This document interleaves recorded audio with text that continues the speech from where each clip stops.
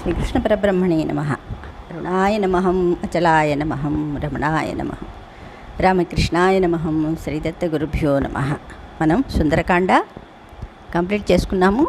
ఇప్పుడు రామ పట్టాభిషేకం.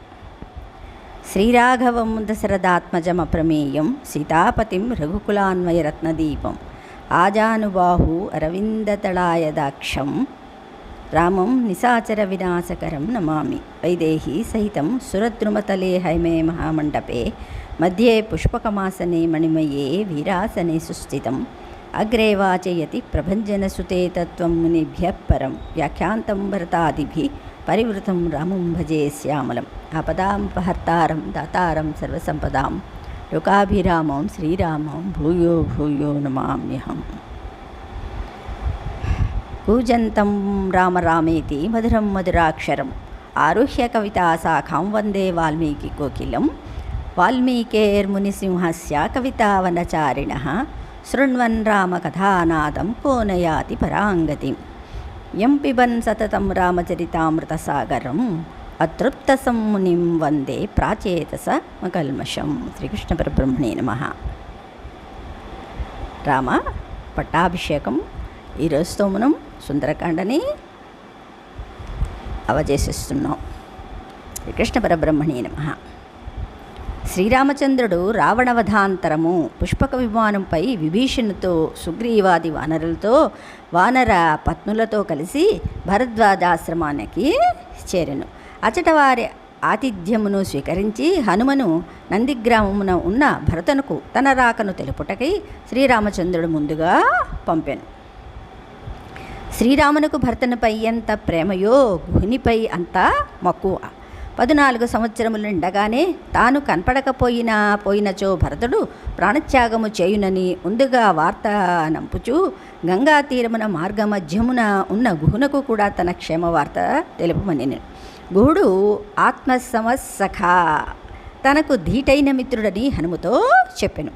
రాముని యొక్క సౌశీల్యము దీనిచే రుంగవచ్చును. శ్రీరాముడు సోదరులను యందు అధికమైన ప్రేమ కలవాడు. వారి మనస్సునకు ఏమాత్రము అనిష్టమైనను తాను సహింపలేడు.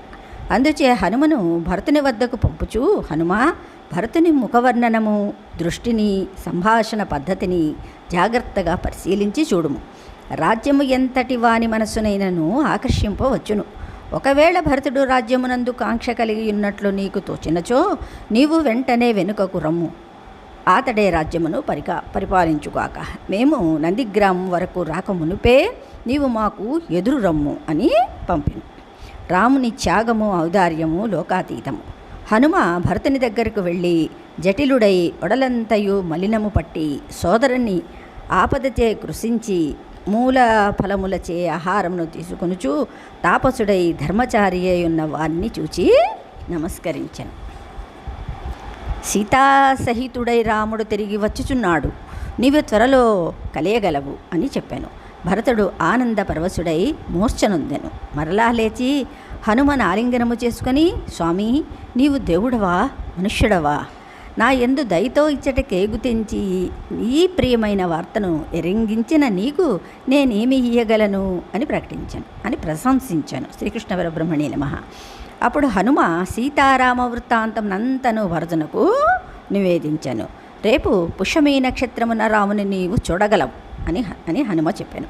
భరతుడు ఆనందముతో శత్రుఘ్నుని శ్రీరామ ఆగమనమునకు ముందు చేయవలసిన సన్నాహములన్నింటినీ నియమించను. రామదర్శనమునకే అందరూ సిద్ధమై ఎదురు చూచుచుండెరి. తెల్లవారినది. భరతుడు రామ ఆగమమునకు ప్రతి క్షణము ఉత్సుకుడై ఉండెను. విలంబనమునకు సహింపలేక హనుమతో, కచ్చిన్న ఖలు కాపేయి సేవ్యతే చలచిత్తత నహి పశ్యామి కాకుత్సం రామమార్యం పరంతపం. రామమార్యం అన్నమాట. మీ వానర జాతికి సహజమగు చపల చిత్తముతో పలికితివా ఏమి? రాముడు ఇంకనూ రాడేమి? వానరులు కానరారేమి అని పలికెను. అంటే యుద్ధకాండలో 130లో 22 అని ఇక్కడ రాశారు. అంటే కచ్చిన్న కలు కాపేయి సేవ్యతే చలచిత్తత నహి పశ్యామి కాకుత్సం రామమార్యం పరంతపం. అప్పుడు హనుమ, స్వామి, ఈ చెట్లు పూలతో పండ్లతో నిండి ఉండుటయే మీకు నిదర్శనము. భరద్వాజుని వరముచే వానరుల కొరకు ఈ వృక్షములిట్లు ఫలభరితములగుచున్నవి. అదుగో ధ్వని వినిపెట్టుచున్నది. మా వానరసేవ గోమతీ నదిని దాటుచున్నది. అదుగో పరాగవర్షము, అదుగో స్వామి పుష్పక విమానము చంద్రుని వలె విమలమై దూరము నుండి కనపట్టుచున్నది. ఆ విమానములో సీతారామ లక్ష్మణులు, సుగ్రీవ విభీషణులు వేంచేసి ఉన్నారు. చూడు చూడు ఇట్లు హనుమ చెప్పుచుండగా విమానము దగ్గరగా వచ్చను. ప్రజలందరూ రాముని చూచి స్త్రీలు, బాలురు, యువకులు, వృద్ధులు అందరూ ఒక్కసారి రామోయం, రాముడడుగో అని కేకలేడిరి. భరతుడు విమానంలో ఉన్న రామునకు నమస్కరించి యథార్థముకు స్వాగముతో రామునికి నమస్కరించెను. రాముని ఆజ్ఞచే విమానము నేలకు దిగెను. భరతుడు విమానమునెక్కి రాముని వద్దకు చేరి నమస్కరించెను. రాముడు భరతుని లేవదీసి తన ఒడిలో కూర్చుండబెట్టుకుని కౌగిలించుకొనెను. భరతుడు లక్ష్మణ్ణి చేరి వైదేహికి నమస్కరించి సుగ్రీవ జాంబవాదాదులందరకు ఆలింగనపూర్వకముగా స్వాగతము పలికెను. శత్రుఘ్నుడు కూడా అందరకు నమస్కరించెను. అప్పుడు శ్రీరామచంద్రుడు విమానము నుండి దిగి తన తల్లికి సుమిత్రకు, కైకేయికి నమస్కరించెను. స్వాగతంతే మహాబాహో కౌసల్యానందవర్ధన. రామ స్వాగత అని సుస్వాగతము పలికిరి. భరతుడు స్వయముగా రాముని పాదుకలను తెచ్చి పాదములకు చేర్చెను. శ్రీరామ భరతుల సోదర ప్రేమను చూచి వానరులు, భీషణుడు మున్నగు వారందరూ కన్నుల నీరు నింపుకొనిరి, ఆశ్చర్యపడిరి. విమానము నుండి అందరూ దిగిన తరువాత పుష్పక విమానము కుబేరుని వద్దకు ఏగవలసినదిగా ఆజ్ఞాపించను. పురోహితస్యాత్మ సమస్య రాఘవో అంటే పురోహితస్యాత్మ సమస్య రాఘవో బృహస్పతే చక్ర ఇవామరాధిప నిపీడ్యపాదో పృథుగాసనే శుభే సహైవ వివేశ రాఘవ అన్నారు. అంటే సహైవ తేనోపవివేశ రాఘవ అంటే శ్రీరామచంద్రుడు తమ వంశమునకు తగిన పురోహితుటకు వశిష్ఠుల పాదములను పట్టి నమస్కరించి ఇంద్రుడు బృహస్పతిని చేరినట్లు వశిష్ఠుల సన్నిధిని చేరి వారితో పాటు తాను కూడా వేరొక ఆసనంపై కూర్చుండెను. యుద్ధకాండలో 130లో 61వ శ్లోకం. అంటే పురోహిత యాత్మసమస్య రాఘవో బృహస్పతే శుక్ర ఇవామరాధిప నిపీడ్యపాదో పృథుగాసనే శుభే సహైవ తేనోపవివేశ రాఘవ. ఉపవీస అంటే కూర్చున్నారన్నమాట. సరే, ఇక్కడ శ్రీరామ పట్టాభిషేక సర్గ. శిరస్యాంజలిమాధాయ కైకేయానందవర్ధన బభాషే భరతోజ్యేష్టం రామం సత్యపరాక్రమం. యుద్ధకాండలో 131లోని 1వ శ్లోకం. కైకేయి ఆనందమును వృద్ధి పొందించిన భరతుడు శిరస్సున 2 చేతులు జోడించి సత్యపరాక్రమముడు అన్నగారు నగు రామునితో ఇట్లు అనెను. ఇచ్చట భరతుని కైకేయానందవర్ధనుడు అనెను. 14 సంవత్సరములు అరణ్యములో నుండి తిరిగి వచ్చిన రాముడు రాజగుటయే కైకేయికి ఆనందమునమాట. అందుకంటే కైకేయానందవర్ధనుడు. దేవతా ప్రేరణముచే దేవకార్యమును నిర్వర్తించుటకై అట్లు కోరినది గాని భరతుడు రాజుకుట ఆమెకు అభిమతము కాదు. భరతుడు రాజు కాలేదని ఆమె దిగులు పొందలేదు. రాముడే రాజైనాడని ఆనందించింది అని కైకేయి స్వభావమును ఇచ్చట మనకు వాల్మీకి ప్రదర్శించాను. రాముడు పరాక్రమముడు, సత్యము చేతనే శత్రువులను జయించినవాడు, పరలోకములను తన వశము చేసుకొనిన వాడు, రాజ్యమును మరలా పొందినవాడు. పూజిత మామికా మాత దత్తం రాజ్యమిదం మమ తద్దదామి పునస్తుభ్యం యథా త్వమదదామమ. అంటే భరతుడు చెప్తున్నాడు, స్వామి రామ, మా అమ్మను గౌరవించితివి, ఆమె మాటను పాటించితివి, ఈ రాజ్యమును నాకు సంగితివి, నీవు నా కటులలో సంగీతివో అట్లే మరలా నీ రాజ్యమును నీకయ్యి ఒసంగుచున్నాను. ఈ శ్లోకము చాలా ముఖ్యమైనది అని ఇక్కడ చెప్పారు. అంటే తత్వం.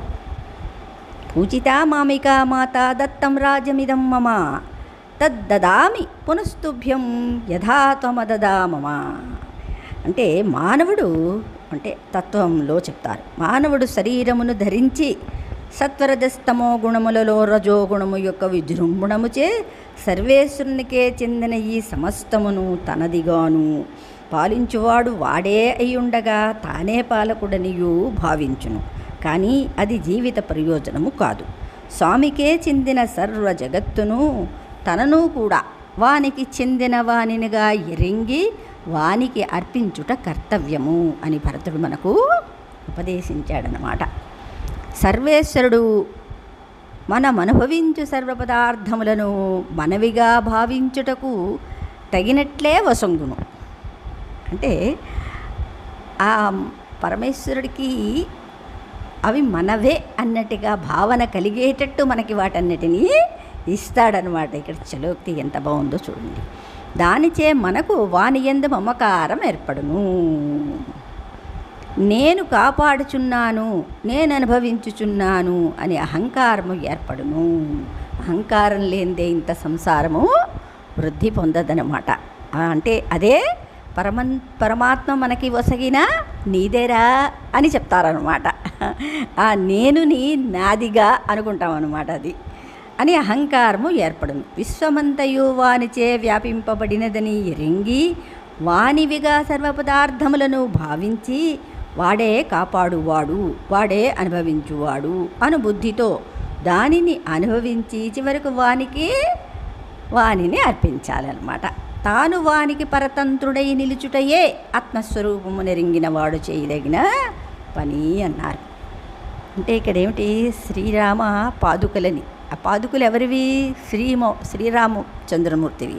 కానీ ఆ పాదుకల్ని తన ఇంటికి తెచ్చుకొని తనవిగా తనది కాని రాజ్యాన్ని భరతుడు పరిపాలించాడు కదా.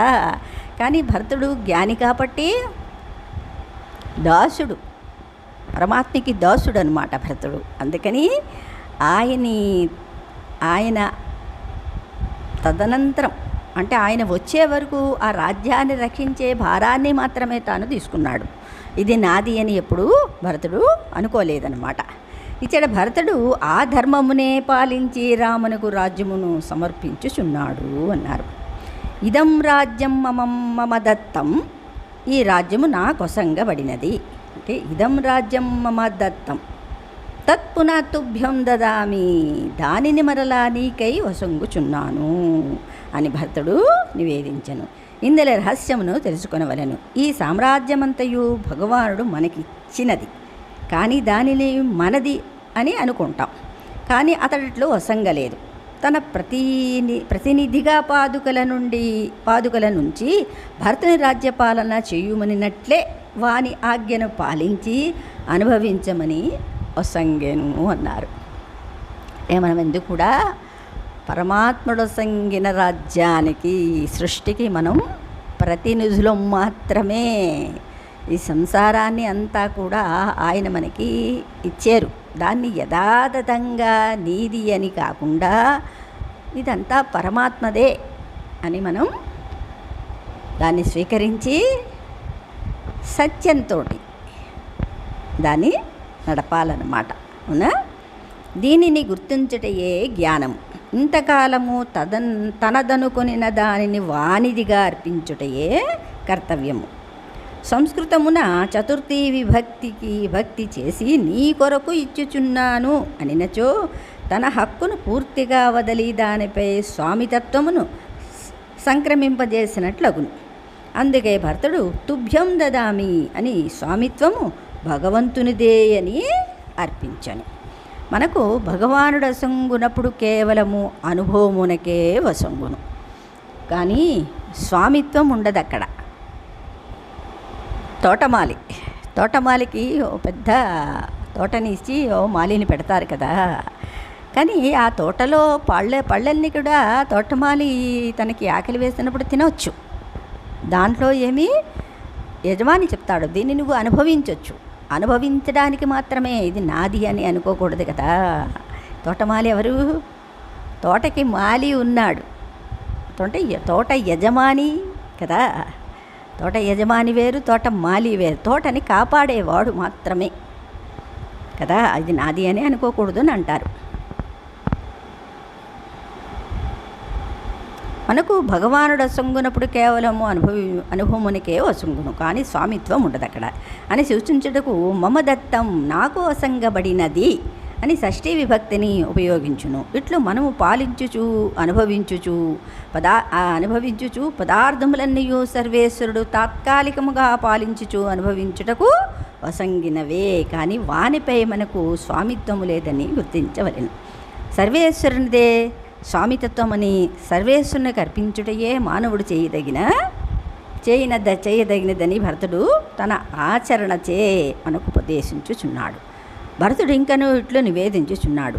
బలసిన ఒంటరి వృషభము మోయదగిన భారమును లేగదూడ ఎట్లు మోయలేదో ఈ రాజ్యమును నేను కూడా అట్లే మోయలేను. ప్రవాహ వేగముచే గండిపడిన ఆనకట్టను కట్టుట ఎంత కష్టమో రాజ్యములోని ఛిద్రములను ఆవరించుట అంత కష్టము అన్నారన్నమాట. హే రామా, గుర్రపు నడకను రూపములో సామ్యమున్నదని జాతిచే ఒకే జాతికి చెందినదానని గాడిద నడుచుటకి యత్నించినట్లు హంస నడకలను కాకి అనుకరించుట యత్నించున్నట్లు నేను కూడా రాజ్యపుత్రుడనే అని నీవలే రాజ్యపాలనము చేయుట యత్నించుట హాస్యాస్పదము అన్నారు. అంతేకాదు రామా, ఇంటి లోపలి భాగమున నాటుకుని ఒక మొక్క బాగుగా పెరిగి బలమైన మొదలుతో కొమ్మలతో విస్తరించి పూచి పండ్లు పండకుండా ఎండిపోయినచో ఆ యజమాని ఎంత బాధపడునో, ఈనాడు నీవు రాజు కాకపోయినచో లోకమంతా బాధపడును.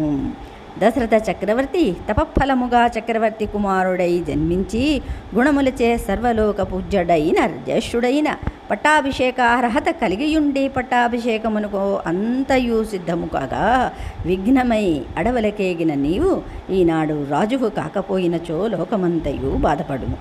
నీవు నీ భక్తులను వృత్యులను పాలింపుము. ఈ జగమంతయు పట్టాభిషిక్తుడైన నిన్ను మధ్యాహ్నమును ప్రకాశించుచున్న తేజస్సుగల సూర్యుని అన్ని వైపుల నుండి అందరూ చూడగలిగినట్లు కాంతురుగాక. రామా, మంగళవాద్యములతో కాంచీనూపురధ్వనులతో మధురములకు గీతములతో నీవిక మేల్కొందువుగాక. వర్తతే చక్రం యావతీ చ వసుంధరా తావత్వమిహ సర్వస్య స్వామిత్వమనువర్తయ. యుద్ధకాండలో 131:11. ఈ కాలచక్రము ఎంతకాలము సాగుచుండునో, ఈ భూమి ఎంతకాలము నిలిచియుండునో అంతకాలము నీవి సర్వ విశ్వమునకు స్వామివై ఉందువుగాక. ఈ శ్లోకము నిత్యము మనము భగవత్ సన్నిధిని విన్నవింపదగిన శ్లోకము. అంటే ఎప్పటికీ మనకి అది గుర్తు ఉంటుందన్నమాట. అంటే అన్నిటికీ కూడా పరమేశ్వరుడు ఆది అంతము లేనివాడు కదా. అందుకనే కాలచక్రం ఎంతకాలం సాగుతుందో, భూమి ఎంతకాలం ఉంటుందో అన్నారు. అంటే ఇది నిత్యము అని అర్థం అన్నమాట కదా. అంటే నేను చనిపోతున్నాను, కానీ కాలచక్రం భూమి ఉంటుంది కదా, నాతో పాటు ఇవన్నీ సమాప్తం అవ్వటం లేదు కదా.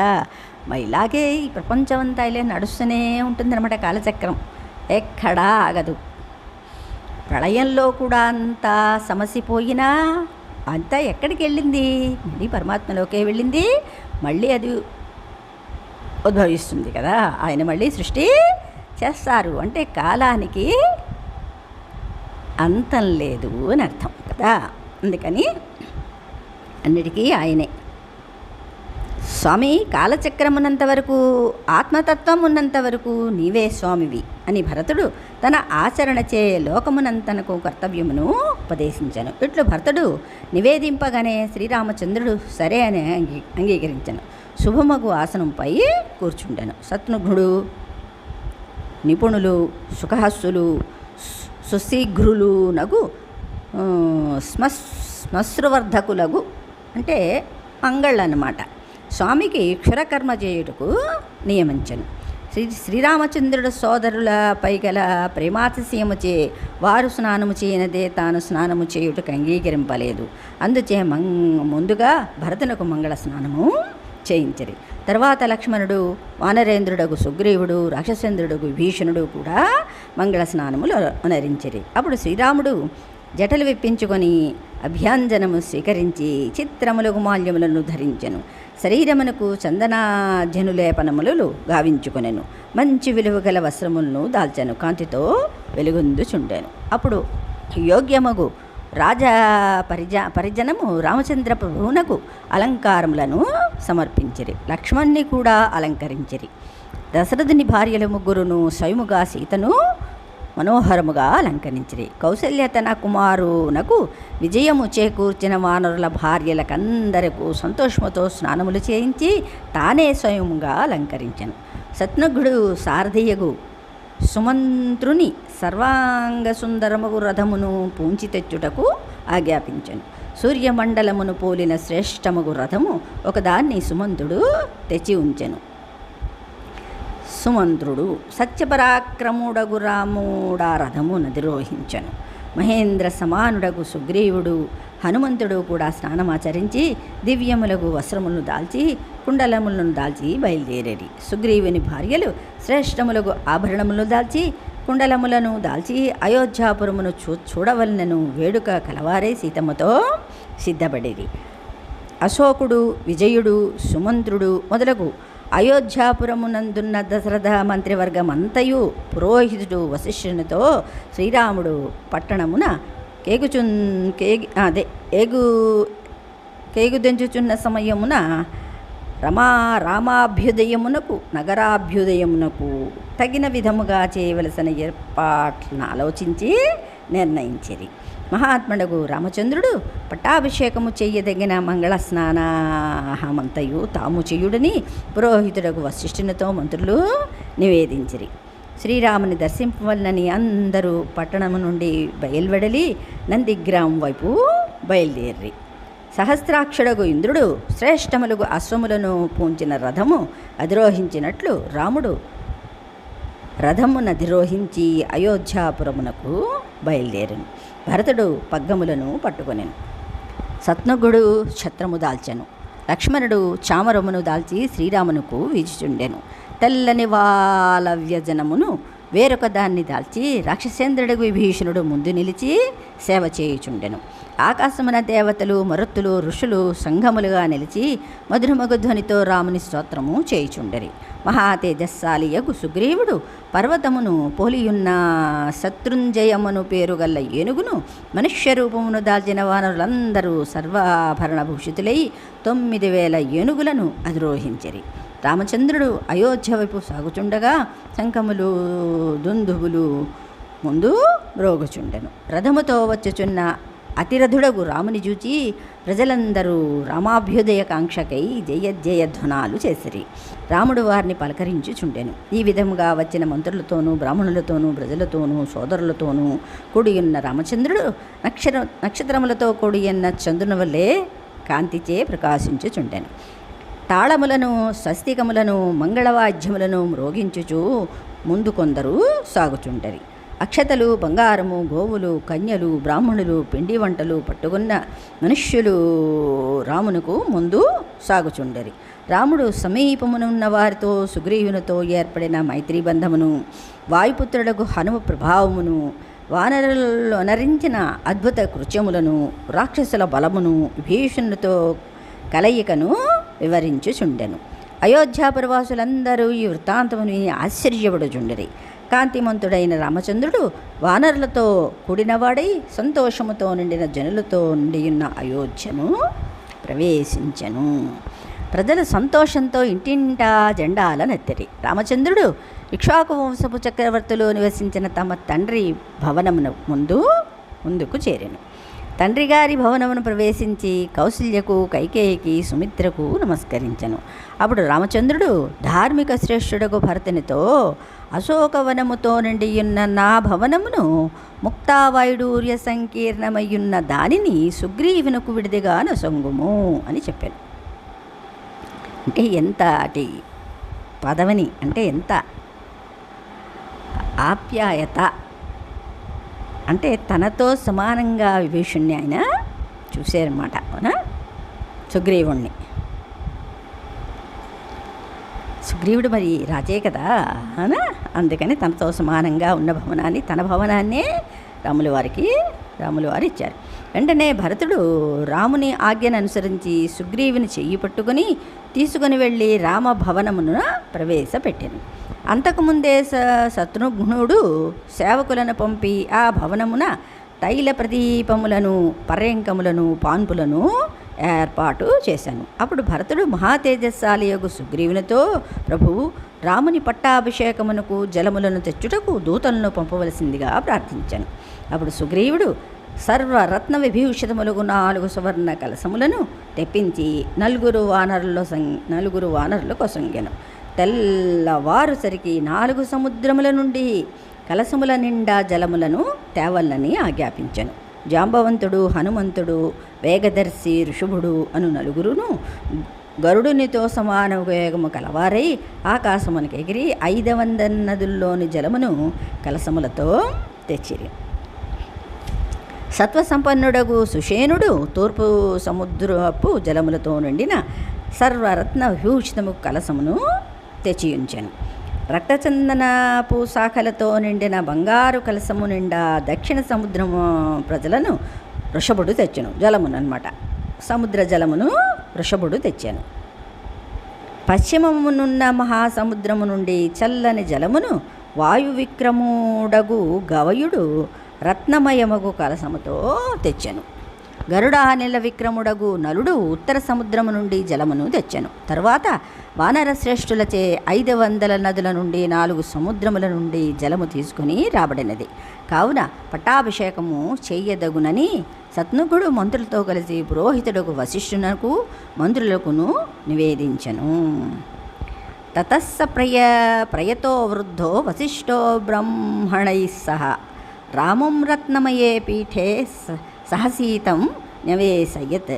వశిష్ఠో వామదేవశ్చ జాబాలీరథకాశ్యప అధకాశ్యప కాత్యాయనస్సు యజ్ఞశ్చ గౌతమో విజయస్తథా అభ్యషించన్నరవ్యాఘ్రం ప్రసన్నేన సుగంధిన సలీలేన సహస్రాక్షం వసవో వాసవం యథా అన్నారు. తరువాత నియమశీలుడు వృద్ధుడునకు వశిష్ఠుడు బ్రాహ్మణులతో కలిసి సీతమ్మతో కూడా శ్రీరామచంద్రుని రత్నమయముగు పీఠమున కూర్చుండబెట్టెను. అది రామం రత్నమయ్యే పీఠే సహసీతం న్యవేశయత్ అన్నమాట. వశిష్ఠుడు, వామదేవుడు, జాబాలి, కాశ్యపుడు, కాత్యాయనుడు, సుయజ్ఞుడు, గౌతముడు, విజయుడు అను వారెనమండుగురును నరశ్రేష్ఠుడుగు రామచంద్రుని ప్రసన్నము పరిమళవంతములగు జలములతో అష్టవసువులు ఇంద్రుని అభిషేకించినట్లు అభిషేకించిరి. ఋత్విక్కులు, బ్రాహ్మణులు నగు వారలు ముందుగా అభిషేకమును నర్చరి. తర్వాత కన్యలు, మంత్రులు, యోధులు అభిషేకించరి. తర్వాత నైగమును అభిషేకించరి. ఆకాశం నుండి 4 లోకపాలురును సర్వదేవతలు, దేవులను, దివ్యులను సర్వ ఔషధరసములతో అభిషేకించరి. శత్రుఘ్నుడు రామచంద్ర ప్రభునకు శుభముకు తెల్లని ఛత్రమును పట్టెను. వానరరాజుకు సుగ్రీవుడు తెల్లని చామరమును బట్టి వీచెను. రాక్షసేంద్రుడు విభీషణుడు చంద్రుని పోలిన వేరొక తెల్లని చామరమును పట్టి వీచెను. ఆ సమయమున ఇంద్రుడు 100 పూసల గల ప్రకాశించుచున్న బంగారు మాలనొకదాన్ని వాయువుచే రామునకు పంపెను. దేవగంధర్వులు గానమునర్చరి. అప్సరోగణములు నృత్యము చేసిరి. పట్టాభిషేకమునకు తగినవాడుగు రామచంద్రుడు పట్టాభిషిక్తుడు కాగా భూమి సస్యవంతమై ఉండెను. వృక్షములు ఫలవంతములాయెను. పుష్పములు సువాసనను గుబాళించుచుండెను. పట్టాభిషేక ముహూర్తమున శ్రీరామచంద్రుడు బ్రాహ్మణులకు 1,00,000 గుర్రములు, ధేనువులు, గోవులను, వృషభులను దానమున సంగెను. 30 కోట్ల బంగారు నాణ్యములను బ్రాహ్మణులకు దానమిచ్చెను. అనేక విధములకు ఆభరణములను, మహార్ణవములను, వస్త్రములను బ్రాహ్మణుల కొసంగెను. మహార్హరములను అన్నమాట. సూర్యకాంతి వంటి కాంతి గల మణులు కూర్చిన బంగారు హారమును రామచంద్రుడు సుగ్రీవున కొసంగెను. వైడూర్యములు, వజ్రములు, రత్నములు పొదిగిన అంగదములను 2 అంగదును కొసంగెను. రాముడు చంద్రకాంతి వంటి ప్రభగల శ్రేష్టమగు మణులతో కూడిన దివ్యముకు ఒక ముత్యాల హారమును సీతమ్మ కొసంగెను. సీతమ్మ స్వచ్ఛమగు తెల్లని వస్త్రములను రెండింటిని శుభములగు ఆభరణములను వాయుపుత్రుడగు హనుమ కొసంగెను. అప్పుడు జనకాత్మజయకు సీత తన మెడలోనున్న హారమును తీసి చేతపట్టుకుని వానరులందరూ భర్తను కూడా మరల చూచుచుండెను. ఆమె చూపులచే ఆమె మనసులోని భావముని రింగిన రామచంద్రుడు జనకాత్మజతో ఇట్లనెను. ప్రదేహి సుభగే హారం యస్య తుష్టాసి భామిని పౌరుషం విక్రమో బుద్ధి యస్మిన్నేతాని సర్వసః దదౌ సా వాయుపుత్రాయ తం హారం అపితే మసితేక్షణ అన్నారు. హారం అసితేక్షణ అనమాట అది. ఓ సౌభాగ్యవతి, ఎవని విషయమున నీ మనసు సంతుష్టి నొందినదో వానికి హారము నొసంగుము. పౌరుషము పరాక్రమము బుద్ధి ఎవని యందు పరిపూర్ణముగా ఉన్నవో వానికి హారము నొసంగుము అని రాముడు చెప్పిన వెంటనే అసితేక్షణ అంటే నల్లని కన్నుల గలదియగు సీత ఆ హారమును వాయుపుత్రుడగు హనుమ కొసంగెను. హనుమ హారముతో చంద్రకిరణములు ప్రసరించుటే తెల్లని మబ్బు ఆవరించిన పర్వతం వలె ప్రకాశించెను. ఇచ్చట రాముడు సీతమ్మతో ప్రదేహి సుభగే అనుటలో ఓ సౌభాగ్యవతి, నీ సౌభాగ్యమునకు కారణమెవడో వాని కొసంగము అని ధరించుచున్నదన్నమాట. అట్టివాడు హనుమయే కదా. అంతేకాక పౌరుషము పరాక్రమము బుద్ధిగలవాడు, సీతమ్మకు సంతుష్టిని కలిగించినవాడు హనుమ తప్ప వేరొకడు లేడని సీతారాముల మాటల చేతను సీతమ్మ హారమిచ్చుట చేతను వెల్లడియకుచున్నది. తరువాత రామచంద్రుడు ద్వివిధ మైందులకు వీలునకు కోరదగిన గుణములు గల ఆభరణ విశేషములను సంగెను. మిగిలిన వానర వృద్ధులకు అందరూ వస్త్రములతోనూ భూషణములతోనూ సత్కరించాను. రామునిచే యథార్హముగా సత్కరింపబడిన వానరులందరూ సంతుష్ట మనస్కులై రాముని వద్ద సెలవు తీసుకుని కిష్కిందకు వెళ్ళరి. సుగ్రీవుడు కూడా రామ పట్టాభిషేక దర్శనముచే తృప్తి నొందినవాడే కిష్కిందకేగెను. లబ్ధ్వాం కులధనం రాజా లంకాం ప్రాయ విభీషణ అన్నారు. అంటే విభీషణుడు రామచంద్రుని నుండి కులధనమును పొంది లంకకేగెను అన్నారన్నమాట. ఏమిటా కులధనం? ఇచట కులధనమను పదము గమనింపదగినది. గృహ క్షేత్రధనాదులు కులధనము కావు. పెద్దల నుండి వచ్చుచున్న దేవతార్చన సంపుటయే కులధనము. ఇక్ష్వాకు వంశమున బ్రహ్మగారి నుండి లభించిన పూర్వులచే ఆరాధింపబడిన దేవతార్చన సంపుటమగు శ్రీరంగ విమానమే శ్రీరామచంద్రుని కులధనము అన్నమాట. అట్టి కులధనమును విభీషణ కొసంగి అనునయించి లంకకు పంపెను. ఆ శ్రీరంగ విమానమే కావేరీ మధ్యదేశమున సప్తప్రాకార మధ్యమున నేటికిని దర్శనమొసంగుచున్నది అన్నారు.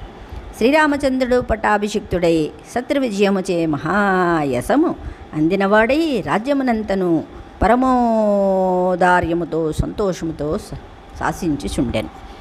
యౌవరాజ్య పట్టాభిషేకము చేయదలించి ధర్మజ్ఞుడు ధర్మవత్సలుడు అగు లక్ష్మణునితో శ్రీరామచంద్రుడు ఇట్లన్నే.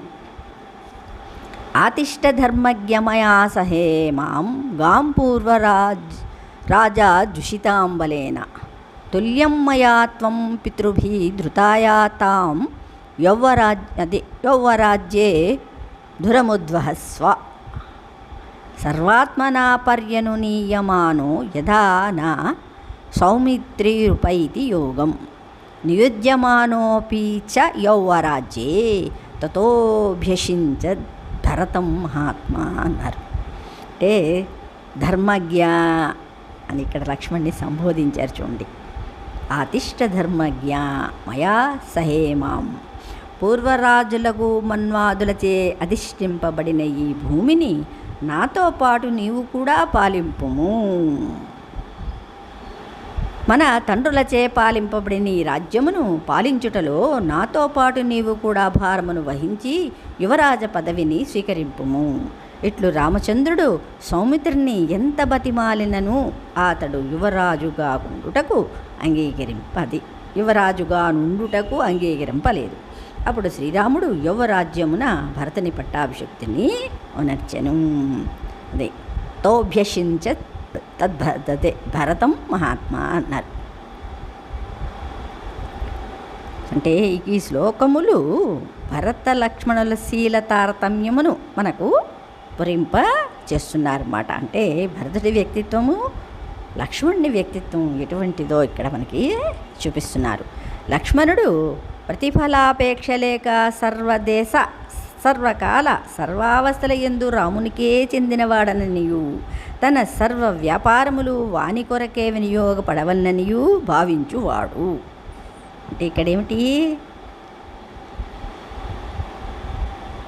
తాను ఉన్నది పరమాత్మ వల్లనే, లేదు పరమాత్మ కోసమే అనేది లక్ష్మణుడు అన్నమాట. అవునా? అంటే లక్ష్యం గలవాడు లక్ష్మణుడు.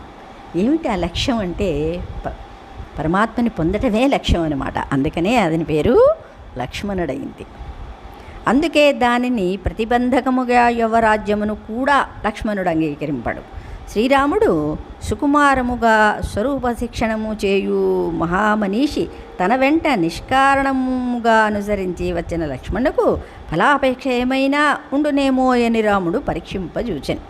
కానీ లక్ష్మణుడు ధర్మజ్ఞుడు, అందుచే స్వీకరింపడని రామునికి తెలియను. ఆ విషయమును స్పష్టము చేయుటకై యౌవరాజ్యమును స్వీకరింపమని చెప్పుచూ ధర్మజ్ఞ అని లక్ష్మణుని సంబోధించాను. సామాన్య ధర్మము నెరింగినను విశేష ధర్మము నెరింగినను రాజ్యమును స్వీకరింపరాదు. తనకంటే పెద్దవాడు భరతుడుండగా తాను యౌవరాజ్యమును స్వీకరింపరాదను సామాన్య ధర్మము నెరింగినవాడు స్వీకరింపడు కదా. తాను విశేష ధర్మముకు ఆత్మస్వరూపము నెరింగినవాడు కూడా పరమాత్మకే వినియోగింపదగిన ఆత్మను ఇతర ప్రయోజనములకు వినియోగించకూడదు. అందుచే తాను యువరాజ్యమును స్వీకరింపకూడదు. అంటే లక్ష్మణుడిట్లు ధర్మస్వరూపమును ఇందు నిరూపించను. అంటే భరతుడు కేవల పరతంత్రుడు. అంటే ఇక్కడ తనది ఏదీ లేదు. రాములు వారు ఏమి చెప్తే అది నడుచుకుని బంటు అనమాట. అవునా? అందుకని ఆయన సరే అధ్యాపన చెయ్యంటే సరే ఓకే అనేసారు. ఎందుకంటే రాముని ఆజ్ఞ ఆయన మీరడనమాట. భరతుడు కేవలము పరతంత్రుడు, తన ఇష్టాలతో ప్రమేయము లేదు. అచేతనమగు వస్తువు వలె చైతన్యము కలిగియుండియు పరమాత్మకే పరతంత్రుడై ఉండుట ఆత్మస్వరూపమని నిరూపించిన వాడు భరతుడు. అందుకే శ్రీరామచంద్రుడు భరతుని అనుమతిని పొందకుండానే భరతునకు యువరాజ్య పట్టాభిషేకం చేసెను. భరతుడు దానికి తలయొగ్గి నిలిచెను. ఇట్లు భగవత్ శేషత్వము ఆత్మస్వరూపమని లక్ష్మణుడు, భగవత్ పారతంత్ర్యము ఆత్మస్వరూపమని భరతుడును నిరూపించిరి.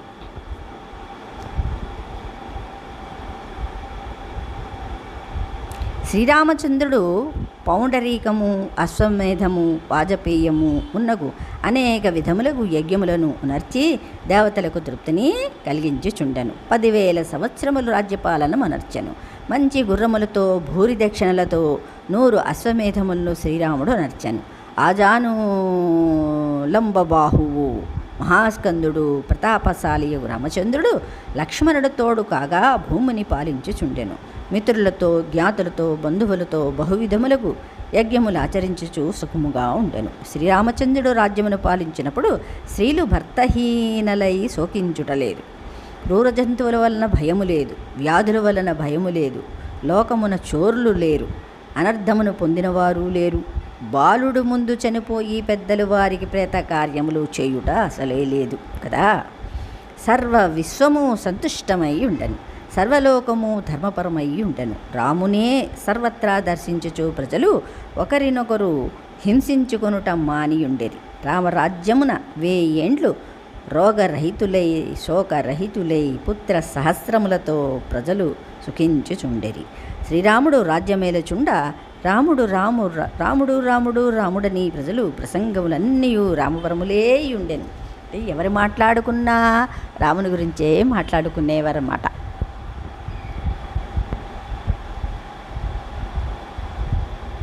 అంటే భగవద్గీతలో చెప్పారు కదా, మచ్చిత్త మద్గత ప్రాణ బోధయంతం పరస్పరం కథయంతస్య మాం నిత్యం తుష్యంతి చ రమంతి చ అన్నారు. అవునా? ఎవరైతే నా గురించి ఎక్కువగా చెప్పుకుంటారో అక్కడ అంతా కూడా పాపం అనేది ఎక్కడా ఉండదు. అలాగే కృష్ణకాలంలో రామకాలంలో కూడా ప్రజలు అలా ఉండేవారన్నమాట. జగమంతయు రామమయమై ఉండెను. వృక్షము విస్తరించిన స్కందముల గలవై నిత్యము పుష్పములతో ఫలములతో శోభిల్లుచుండెను. పర్జన్యుడు కాలమున వర్షించుచుండెను. వాయువు సుఖస్పర్శమై వీచుచుండెను. బ్రాహ్మణులు, క్షత్రియులు, వైశ్యులు, శూద్రులు ఒకరి ద్రవ్యములందు కోరిక లేనివారై తమకు విహితములైన కార్యములు సంతుష్టితో ఆచరించుచుండెరి. రామపాలనమున ప్రజలు ధర్మ శ్రద్ధ గలవారలై అనృతము నెరుంగక జీవించుచుండెరి. అబద్ధం అనేది అక్కడెక్కడా లేదన్నమాట. అందరూ లక్షణ సంపన్నులను ధర్మపరాయణులను అయి ఉండెరి. సోదరులతో కూడి శ్రీమంతుడు రామచంద్రుడు 11,000 సంవత్సరములు రాజ్యమును పాలించెను. మనం శ్రీరామచంద్రుని చూడలేకపోయినా మహానుభావులు రాసిన దాన్ని బట్టి, మరి వాల్మీకి రాసిన దాన్ని బట్టి మనం రామచంద్రుడు ఎలాగా ఉండేవారు, ఆయన స్వభావం ఏమిటి, ఆయన ప్రజల్ని ఎలా పరిపాలించారు, ధర్మస్వరూపాన్ని ఎలా ప్రకటించగలిగారు కదా, ఇవన్నీ కూడా మనకి అర్థమవుతుంది. అంటే రాముడు సాక్షాత్ పరబ్రహ్మ స్వరూపము. ఇక్కడ ఫలశ్రుతి కొద్దిగా మనం చదువుకుందాం. ధన్యము, యశస్యము, ఆయుష్యము రాజులకు విజయప్రదమునగు ఈ శ్రీరామాయణమును ఆది కావ్యమును వాల్మీకి మహర్షి రచించను. ఇది హర్షము. దీన్ని వినిన మానవుడు పాప విముక్తుడగును. పుత్రులు కావాలని కోరిక గలవారు పుత్రులను, ధనము కావాలని కోరిన వారు ధనమును శ్రీరామ పట్టాభిషేకము వినుటచే పొందుదురు. అందుకని రామ పట్టాభిషేకము ఎప్పుడూ కూడా జరుగుతూనే ఉంటుంది కదా, అవునా? కళ్యాణము, పట్టాభిషేకము. రాజులు శత్రువులను ఆక్రమించి భూమండలమున విజయమును అందుదురు. శ్రీరామాయణమును వినటిచే కౌసల్య రామునితో, సుమిత్ర లక్ష్మణునితో, కైకేయి భరతునితో వలె స్త్రీలు పుత్రకు లగుదురు. రామాయణమును వినినవారు దీర్ఘాయుర్ధాయము నొందుదురు.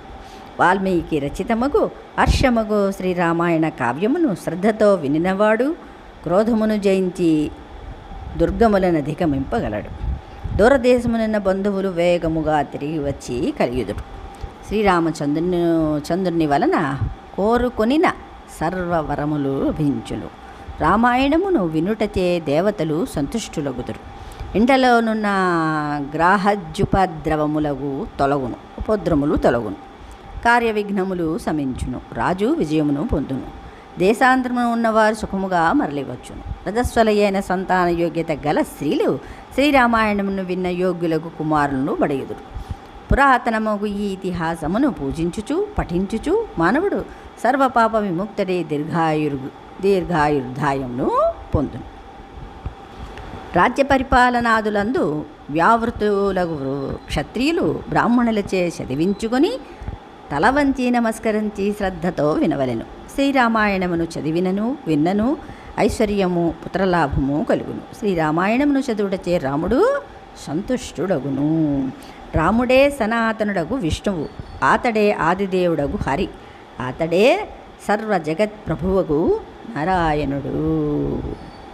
కుటుంబ వృద్ధిం ధనధాన్య వృద్ధిం త్రియస్య ముఖ్యాం సుఖముత్తమం చ శ్రుత్వా శుభం కార్యమిదం మహార్థం ప్రాప్నోతి సర్వాం విచార్థసిద్ధిం ఆయుష్యమారోగ్యకరం యశస్యం సౌభ్రాత్కృతం బుద్ధికరం సుఖం చ శ్రోతవ్యమేతన్యమేన సద్భిః అఖ్యానమోజస్కరమృద్ధికామై. మహార్థ పరిపూర్ణము శుభములగు ఈ శ్రీరామాయణ మహాకావ్యమును వినిన వారు కుటుంబ వృద్ధిని, ధనవృద్ధిని, ధాన్యవృద్ధిని, శ్రేష్ఠులకు స్త్రీలను, ఉత్తమమగు సుఖమును, సర్వార్థసిద్ధిని పొందుదురు. ఈ శ్రీరామాయణమనడి ఆఖ్యానము ఓజస్సును కలిగించున్నది. ఆయుష్యమును, ఆరోగ్యమును, కీర్తిని, భాతృప్రేమను, బుద్ధిని, సుఖమును కలిగించును. ఈ శ్రీరామాయణమును ఐశ్వర్యకామములగు వారులందరూ నియమముతో వినదగును. ఏవమే తత్పురావృత్తం ఆఖ్యానం భద్రమస్తు ప్రవ్యాహరత విశ్రబ్ధం బలం విష్ణు ప్రవర్ధతాం. బలం విష్ణు ప్రవర్ధతాం అంటే విష్ణువు యొక్క బలము వృద్ధి నందుగాక అని పలుకుడు అన్నారు. అంటే పరమాత్మ ఎప్పటికీ, అందుకని దేవాలయాన్ని ఎందుకు వెళ్ళాలి అంటే ఆ యొక్క అక్కడ శక్తి పెరుగుతుందన్నమాట. సరే, అంటే పరమాత్మకి మనం వృద్ధి చేయడం ఏమిటి అని సందేహం కలగచ్చు. కానీ అక్కడ ఆ మూర్తి ప్రతిష్ఠ చేశాక దానికి నైవేద్యాలు, అవునా, స్తుతి పారాయణాలు, యజ్ఞాలు, యాగాలు అక్కడ అన్నీ చేస్తూ ఉంటారు కదా. దాన్నే విష్ణువు యొక్క బలము వృద్ధి నందుతుంది. మనం అనుకుంటాం పాడుపడిన దేవాలయం అంటే అక్కడ పరమాత్మ లేడా అంటే ఉన్నాడు, కానీ అక్కడ శక్తి తగ్గింది. ఆ శక్తి ఎక్కడి నుంచి వస్తుంది అంటే ఆయనకి స్తుతి, అమ్మవారికి కూడా స్తుతి చేస్తేనే కదా ఆవిడ ప్రసన్నరాలవుతుంది. అలా మాట. రామాయణ పారాయణము చేయువారు పారాయణము పూర్తి కాగానే ఈ శ్లోకములు చదివి తర్వాత స్వస్తి చెప్పవలెను. రామాయణము కల్పిత కథ కాదు, ఇది జరిగినది అని వాల్మీకి మహర్షి ఇందు చెప్పి అట్లు ఎరుంగుటచే మనకు మంగళము కలుగునని చెప్పినారు. శ్రీకృష్ణ పరబ్రహ్మణే నమః.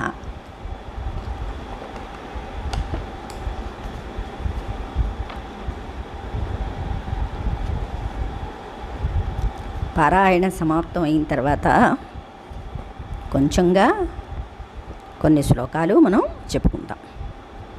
ఎవమేతత్పురావృత్తం ఆఖ్యానం భద్రమస్తు వః ప్రవ్యాహరత విశ్రబ్ధం బలం విష్ణు ప్రవర్ధతాం లాభస్తేషాం జయస్తేషాం కుతస్తేషాం పరాభవ ఏషామిందీవరస్యామో హృదయే సుప్రతిష్ఠితః కాలే వర్షతు పర్జన్య పృథివీ సస్యశాలిని. మనం తెలుగులో అన్నీ చెప్పుకున్నాము. ఇక్కడ 4 శ్లోకాలు సంస్కృతంలో. సస్యశాలిని దేశోయం క్షోభరహితో బ్రహ్మణాస్తంతు నిర్భయ కావేరీ వర్ధతాం కాలే కాలే వర్షతు వాసవః శ్రీరంగనాథో జయతు శ్రీరంగశ్రీశ్రీశ్చవర్ధతాం స్వస్తి ప్రజాభ్యాం పరిపాలయంతాం న్యాయేన మార్గేణ మహీం మహీసాం గోబ్రాహ్మణేషు సుఖమస్తు నిత్యం లోకాః సమస్తాం సుఖినో భవంతు. మంగళం కౌసలేంద్రాయ మహనీయ గుణాబ్ధయే చక్రవర్తి తనూజాయ సార్వభౌమాయ మంగళం. వేద వేదాంత వేద్యాయ మేఘశ్యామలమూర్తయే పుంసామోహన రూపాయ పుణ్యశ్లోకాయ మంగళం. విశ్వమిత్రాంతరంగాయ మిథిలానగరీపతే భాగ్యానాం పరిపాకాయ భవ్యరూపాయ మంగళం. పితృభక్తాయ సతతం మాతృభిः సహ సీతయా భ్రాతృభిः సహ సీతయా నందితాఖిలలోకాయ రామభద్రాయ మంగళం. త్యక్తసాకేతవాసాయ చిత్రకూటవిహారిణి సేవ్యాయ సర్వయమీనాం ధీరోదాత్తాయ మంగళం. సౌమిత్రిణా చ జానక్యా చాపబాణాసిధారిణి సంసేవ్యాయ సదా భక్త్యా స్వామినే మమ మంగళం. దండకారణ్యవాసాయ ఖండితామరసత్రవే గుద్రరాజాయ భక్తాయ ముక్తిదాయాస్తు మంగళం. సాదరం సబరీదత్త ఫలమూలాభిలాషిని సౌలభ్య పరిపూర్ణాయ సద్రోత్రిక్తాయ మంగళం. హనుమత్సమవేతాయ హరీసాభీష్టదాయిని వాలి ప్రమథనాయాసు మహధీరాయ మంగళం. శ్రీమతే రఘువీరాయ సేతుల్లంఘిత సింధవే జితరాక్షసరాజాయ రణధీరాయ మంగళం. అసాధ్య నగరీం దివ్యాం మభిషిక్తాయ సీతయ రాజాదిరాజరాజాయ రామభద్రాయ మంగళం. మంగళశాసనాపరైర్మదాచార్య పురోగమై సర్వస్య పూర్వైరాచార్యై సత్కృతాయాస్తు మంగళం. కాయేన వాసా మనసేంద్రియైర్వా బుద్ధ్యాత్మనా వా ప్రకృతే స్వభావాత్ కరోమి యద్యత్ సకలం పరస్మై నారాయణాయేతి సమర్పయామి. శ్రీకృష్ణ పరబ్రహ్మణే నమః. నాకు ఇది కొంచెం ఆనందాన్ని కలిగించింది కాబట్టి మీరు కూడా వింటారని కొంచెం ప్రయత్నం చేశాను. ఆ ప్రయత్నంలో మీరు కూడా కొంచెం